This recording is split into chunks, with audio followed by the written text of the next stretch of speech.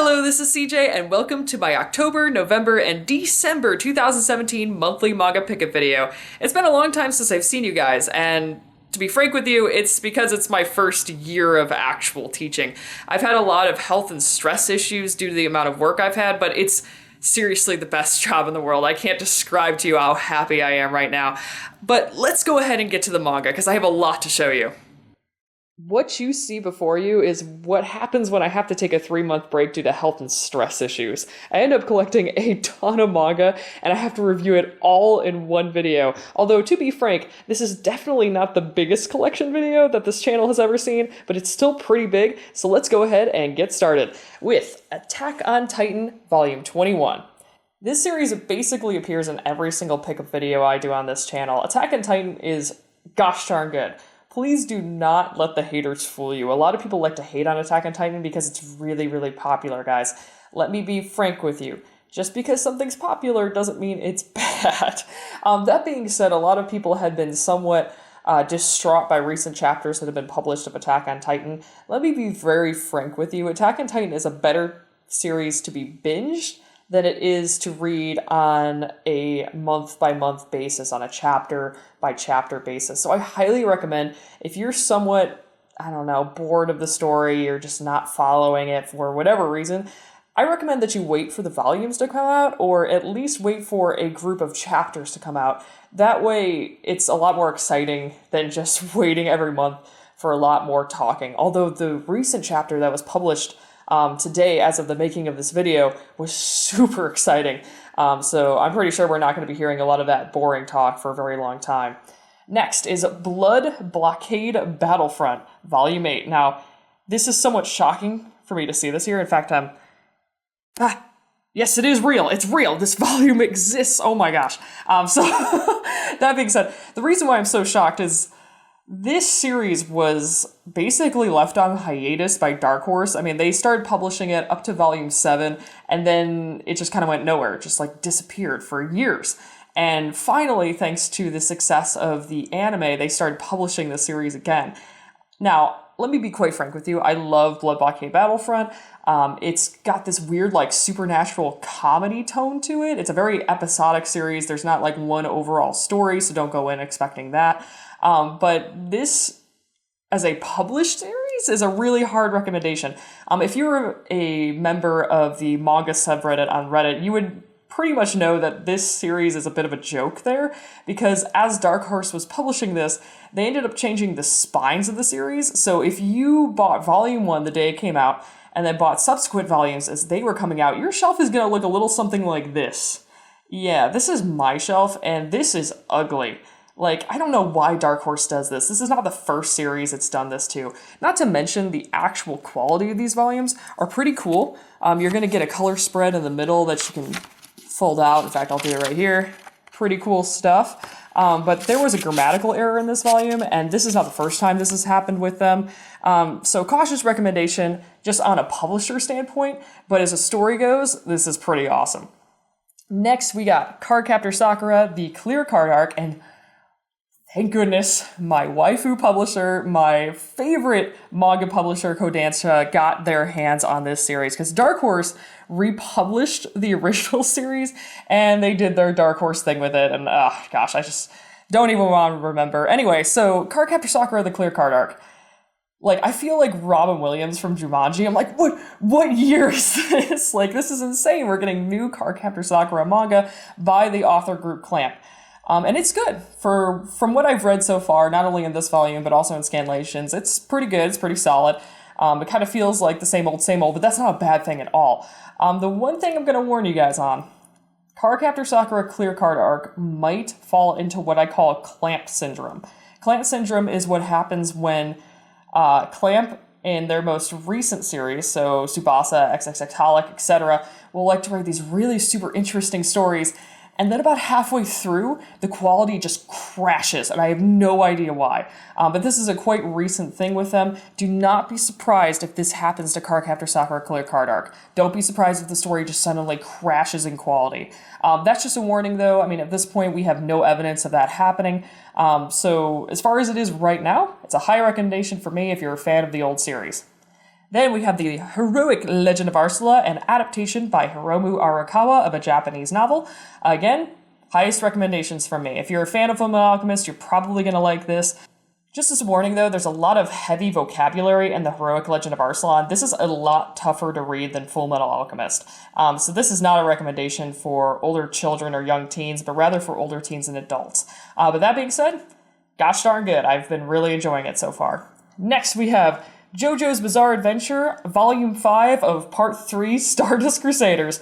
And Araki's art is so good that, once again, my camera is trying to pick up Kakuein's face here on the cover. Speaking of glorious Kakuen, I actually think that the new art style surfaces him better than most characters. I actually like his new style better than his old.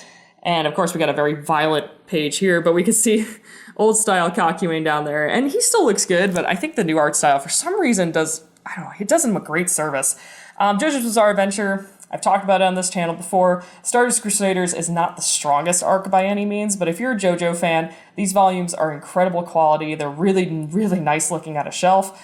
However, as a warning, the price is pretty steep. Retail value, this is going to cost you $20. I get it pretty cheap because I pre-order it. If you pre-order on Amazon, it's a pretty good way to go. Next, we have Land of the Lustrous, Volume 3. I'm so mad. I also wanted to review Land of the Lustrous Volume 4 in this pickup this month, but I sent it to an Amazon locker, and the building that it's in is not going to be open until January 3rd. I'm so upset. But that being said, we have Volume 3 here, and in my opinion, Volume 3 is the absolute best that this series has to offer so far, so I'm not disappointed. I've been talking about this volume before on this channel, and trust me when I say it, the hype was real. This volume introduces the character of Antarcticite, one of my favorite characters of the series. And man, I don't want to spoil what happens in this volume, but it's absolutely incredible. When I read toward the end of this volume, I knew this series was something special. It's absolutely amazing. Please check out Land of Lustrous if you haven't already. They actually published an anime of it recently by Studio Orange that was done completely in CGI, and knowing my feelings on Sailor Moon Crystal, I was like, I don't know if that's going to be good, but trust me when I say this, Studio Orange proves that CGI has a place in anime. It looks amazing. Highest recommendation from me. And then we have the Japanese volume of Volume 6. Once again, I've talked on the channel about how I think the Japanese volumes are superior to the English ones, and I was supporting this series by buying Japanese volumes because I thought it would never come out in English. This volume is very similar in the fact that it's got the sparkly cover, it's got the hidden cinnabar, good stuff. Now, I'm going to show my other Japanese volume that I purchased, and at this point, please, I'm going to warn you, there's going to be some spoilers for the manga, so if you are not caught up with the manga, please skip ahead to this time code, and I am going right now. Okay, so Volume 7. Oof, one of my favorite volume covers, I think, of any manga of all time. This is so cool. I mean, you look at it and you're like, what the heck is going on? Very, very cool stuff. It features my girl, Lapis Lazuli, and Phos on the cover there. How do I put this the right way? So, I love this manga because of its main character, Phos. I was actually talking with one of my friends, Steve, recently, and he brought this up to me. He said, I have never been able to relate to a main character as well as I have been Phos. And I thought for a moment, I was like, what is he talking about? And then I realized, oh, right, he's talking about her character development. He keeps talking and bringing up how much Phos has changed. There's a certain part that both of us really enjoy in the series where one of the characters mentions to Phos, he says, whatever you want to call them, says, you're nothing like the old you. Aren't you happy? You must be so happy. And yeah, Phos is nothing like his or her old self. If you don't know about the characters in the series, they are gem-like creatures who, when they lose pieces of themselves, so like fingers, arms, legs, etc., they lose memories. Their memories are located all throughout their bodies. So when Phos loses limbs, and even so far as her head in the manga, to gain new pieces, to gain new abilities, she ends up losing pieces of her old self. And I agree, it's so interesting because, when I first started this YouTube channel, I watched old videos of myself back then, and I can tell, I'm not sure if anybody else can tell, but there's a sort of sadness in my voice. There's this weird tone in my voice where I can tell that I was going through some really tough stuff at that time. I did not start this channel in a good place. I was anxious, nearly depressed, and it was really tough. It was a hard time for me. And I look back on that person, and I have no idea who they are. It's weird. I can't relate to that person anymore. And I've never had that sensation before in a manga. So highest recommendation for Land of the Lustrous. If somehow you, for some reason you listened to this and wanted to be spoiled for that section, pick up the manga anyway. It's amazing.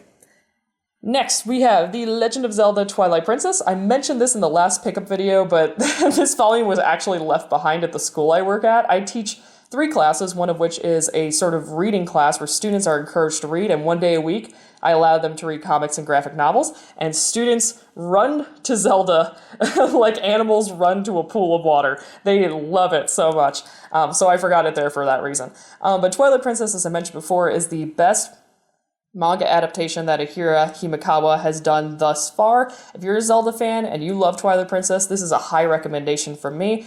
Obviously, it's not as good as the game. No adaptation, I think, will ever be as good as the Zelda games, but it's still very, very solid. Then we have Neo Parasite M. Now what this is obviously it's a spin-off of Parasite, but it is a collection of short stories by famous Japanese mangaka. I got this volume in particular because of a certain author named, and I'm going to butcher his name, Maware Ota. Now, he is the author of Teppu or Iron Wind, which I talked about before on this channel. And unfortunately, that series was never published in English. So I was really, really excited to at least get something of his that was published in English. And let me be quite frank with you, his chapter is the best chapter of the whole book. It's so good. He really gets the feel of Parasite right. Now, on the opposite side, they got the author of Fairy Tail doing a chapter in this book as well, and instead of doing, like, a story with original characters existing in the Parasite universe, he instead does a story with fairy tale characters, and I thought that was really odd considering every other author does their own thing with new characters. So that chapter was very strange in this book. But other than that, this is a high recommendation for me if you're into Parasite, but if you haven't read Parasite, I say skip it. Then we have One Piece Volume 84. Whew, One Piece. As I am doing this video, once again, as I mentioned before, some manga chapters have come out recently, and man, let me just tell you, I love Big Mom. Big Mom is like the coolest villain in One Piece in years. She's amazing.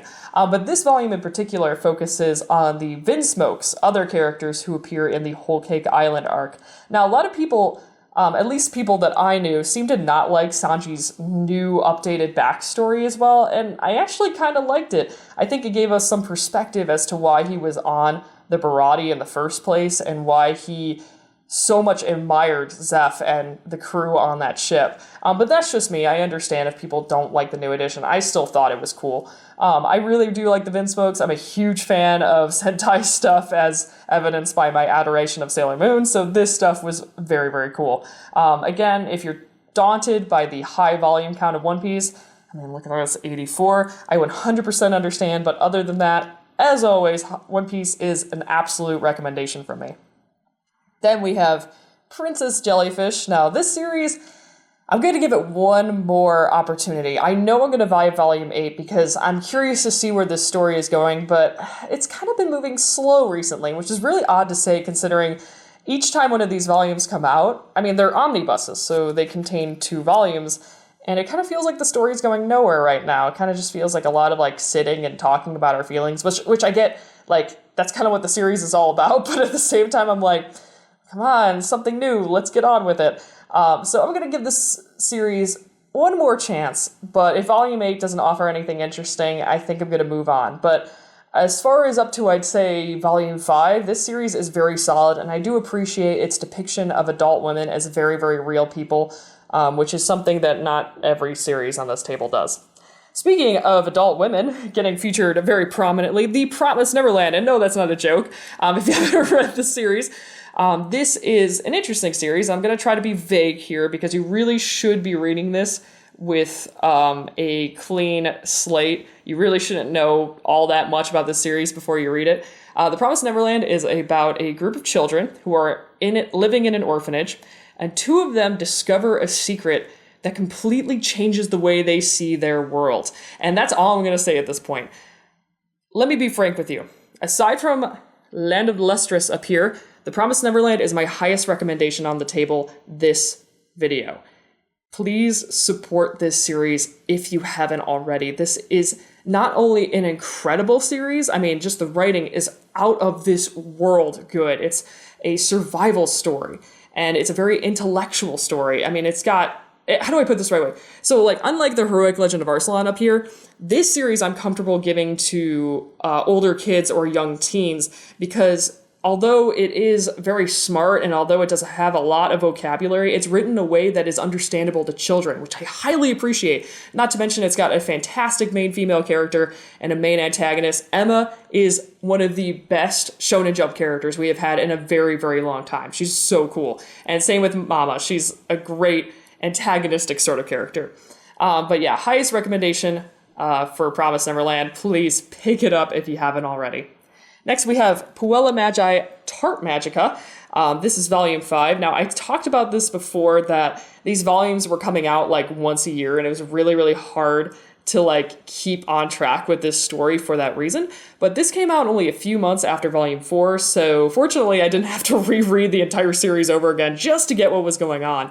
But as I've said before, as far as the historical Joan of Arc is concerned, this series highly respects her and the people involved in her life. But on a Catholic perspective, yes, it is technically sacrilege that she calls Kyubey an angel, and she's technically not a servant of God in this story. So just as a warning to my Catholic friends, this is not that friendly to our interpretation of Joan of Arc. But aside from that, if you're a Magica fan, this is an absolute recommendation for me. Do not read this series if you haven't read Magica, because it spoils a ton. Then we have One Punch, featuring my boy Garo. One Punch Man, as always, huge recommendation from me. Although, the author of this series, not the artist, this is actually the remade version of the webcomic, excuse me. He just finished Mob Psycho 100, and if you haven't read that, I actually recommend it more than One Punch Man, but that's just my own opinion.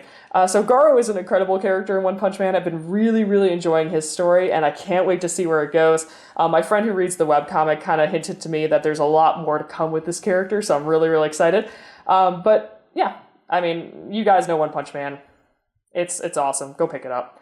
Then we have volumes 2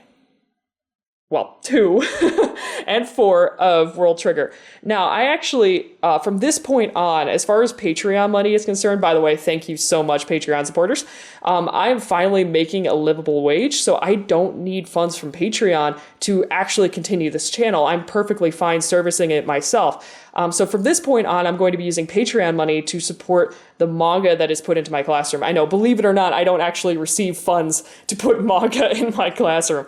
So this was the first of those pickups for my classroom. This is World Trigger, volumes 1 through 4. Once again, I actually got this off of a charity drive by YouTuber NZ Anime Manga, whose videos actually inspired this channel. So thank you for that. And let me be frank with you. It's boring. I'm sorry. If you're a fan of World Trigger, I don't know what to say. I think the art's really, really bland. I think there's just too much talking. A lot of like really cool, interesting elements of this series are revealed by characters just sitting on a couch and talking about it. This series could really deal with a lot more showing and a lot less telling. But I'm still going to include it on my classroom shelf anyway, because it's definitely appropriate for school. And if any of my students are interested in it, I would hate to take away that opportunity for them to get into it. But please put in the comments below if you disagree with me. Please tell me why you like World Trigger, because I wanted to give this series a chance and I felt so bad that I didn't like it. Then we have To Your Eternity, volumes 1 and 2. This is by the same author as A Silent Voice. I've sung praises to A Silent Voice on this channel before. I actually took many of my friends who live locally to go see the Silent Voice movie when it was shown in select theaters across the United States, and we had a great time. Let me be quite frank with you. To Your Eternity is not as good as A Silent Voice. And I don't mean that in a terrible way. It's just not as good. It's not as important. It doesn't have as impactful as a message, but it's still gosh darn good.